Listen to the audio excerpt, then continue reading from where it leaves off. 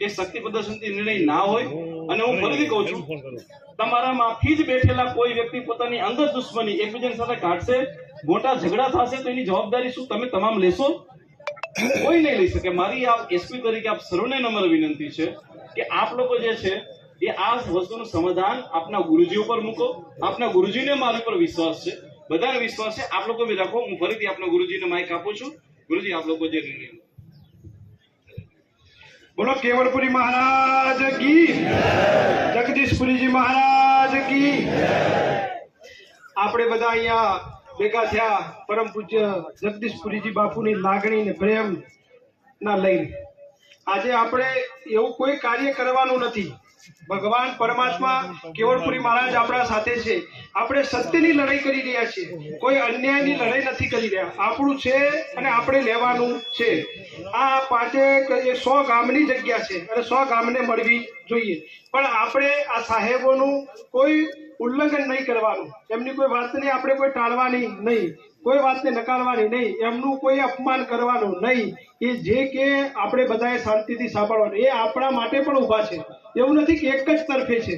એમનું કામ 2 તરફે શાંતિ જાળવવાનું છે, એટલે આપણે બધાએ શાંતિથી જાળવવાનું। આપણે બધાની બધી વ્યવસ્થા કરીએ છીએ અને સાહેબ કહે પ્રમાણે બધા શાંતિથી બેસવાનું। કોઈ પણ જગ્યાએ સહેલો બધા એકબીજા શાંતિથી બેસો। આપણે અહીંયા 1 દિવસ 2 દિવસ આપણે કોર્ટની વ્યવસ્થા કરી રહ્યા છીએ।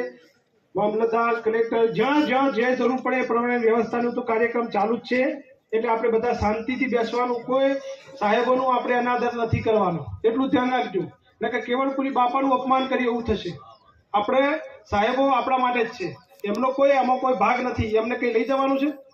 એ આપણા માટે ઊભા છે, એટલે આપણે એમની મર્યાદા જાળવવાની એ આપણો પહેલો ધર્મ છે અને આપણે આપણી ધર્મની મર્યાદા જાળવીશું, એ જ આપણું કાર્ય છે। એટલે આપણે બધા શાંતિથી જ્યાં જગ્યા હોય તો શાંતિથી બેસો। આપણે જે કાર્યવાહી કરવાની છે કાયદાકીય, એ બધી કાર્યવાહી આપણે કરીએ છીએ। એટલે શાંતિથી આપણને દર્શન કરવાનો લાભ પણ આપણે શાંતિથી બધાને એક કરીને સાહેબ આપણને પણ આપશે, પણ આપણે શાંતિ જાળવીશું તો જ બધું મળશે। એટલે બધા જો હોય જે જગ્યા મળતી હોય તો શાંતિથી બેસો। આપણે આખો દિવસ, કાલનો દિવસ, 2 દિવસ, 4 દિવસ જ્યાં સુધી બેસવું પડે ત્યાં સુધી આપણે બેસવાનું છે। એવું નથી કે કલાકની અંદર પૂરું થઈ જશે, આનો સમય લેશે। એટલે બધા શાંતિ જાળવવી પડશે, ઉતાવળમાં કંઈ થશે નહીં। એટલે બધા શાંતિ જાળવીને બધા બેસો। મંડપની પણ વ્યવસ્થા હું કરાવડાવી છે। મંડપ બંધાવવા માટે બધા ભાઈઓ આવી રહ્યા છે મંડપવાળા, પણ એ મંડપની વ્યવસ્થા થાય એટલે મંડપની અંદર બધા શાંતિથી બેસવાનું। કોઈનું અપમાન થાય એવું કરવાનું નહીં। આ મઠની પરંપરા જળવાઈ રહે એ જ આપણે કરવાનું છે, એના માટે આપણે બધા ભેગા થયા છીએ। મઠનું નામ બગાડવા માટે ભેગા થયા નથી। બસ એટલું કરી હું મારી વાણી વિરામ લઉં। હવે ફરીથી કોઈ સાહેબને માઇક પકડીને આપને મને કોઈને કહેવું જોઈએ નહીં કે ભાઈ તમે બધા શાંતિ જાળવો।